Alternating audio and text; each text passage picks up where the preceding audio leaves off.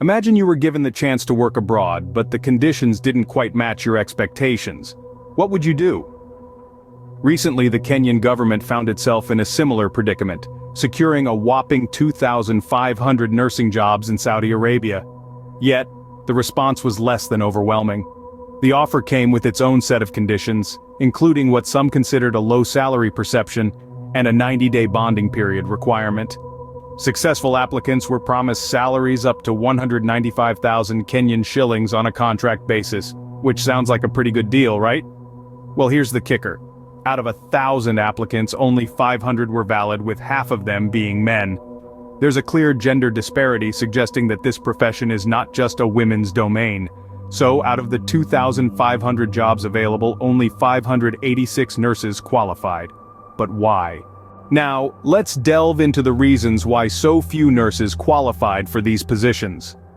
The Kenyan government had secured 2,500 nursing jobs in Saudi Arabia, a golden opportunity, right?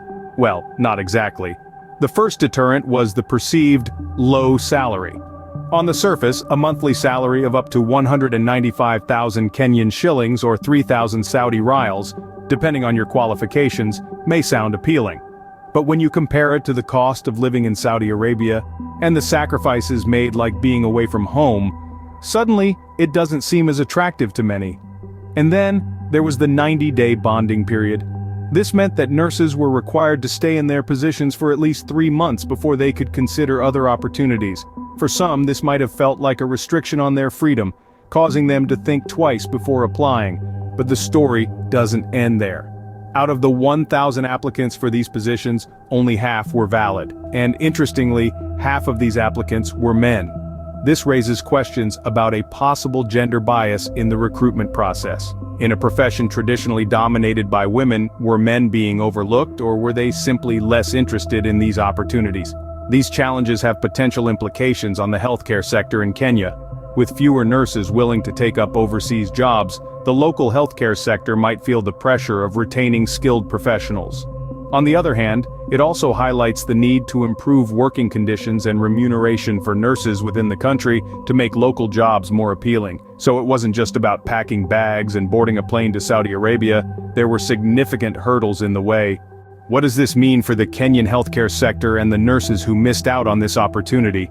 A question that brings to the fore the implications of this situation. For the Kenyan healthcare system, it could signify a potential surplus of nurses. This surplus, on one hand, could lead to increased competition for local positions, potentially driving innovation and improvement in service delivery. However, on the other hand, it could also result in a higher unemployment rate among nurses, leading to frustration and dissatisfaction within the profession. For the nurses who missed out, they're left to navigate a job market that may be oversaturated with qualified individuals like themselves. This could potentially impact their career progression, job satisfaction, and personal growth. This situation also brings to light the potential consequences for healthcare service delivery in Saudi Arabia. With such a large number of vacant positions, there might be an increased pressure on the existing healthcare workforce, potentially affecting the quality of care and overall patient experience. As we delve into this, we realize the ripple effects of such a scenario are extensive, affecting not only the individuals directly involved, but also the larger healthcare ecosystems. It's clear that this situation has far-reaching implications, not just for the individual nurses, but for the healthcare systems in both Kenya and Saudi Arabia. To wrap up, let's quickly revisit the key points of this story. The Kenyan government secured a significant opportunity, 2,500 nursing jobs in Saudi Arabia. However, the uptake was low, with only 586 nurses qualifying. The major deterrents were the perceived low salary and the 90-day bonding period requirement. Of the 1,000 applicants, only half were valid, and notably, half were men. The successful applicants stand to earn up to 195,000 Kenyan shillings on a contract basis. Female candidates aged 22 to 35 with a nursing certificate could earn 2,000 Saudi riyals, while diploma holders could earn 3,000 Saudi riyals per month. However, this situation leaves a gaping hole, with nearly 2,000 positions vacant. This not only impacts the healthcare sector in Saudi Arabia but also reflects on the employment landscape for Kenyan nurses. As we can see, opportunities like these are not without their challenges, and their impacts are felt far beyond the individuals directly involved.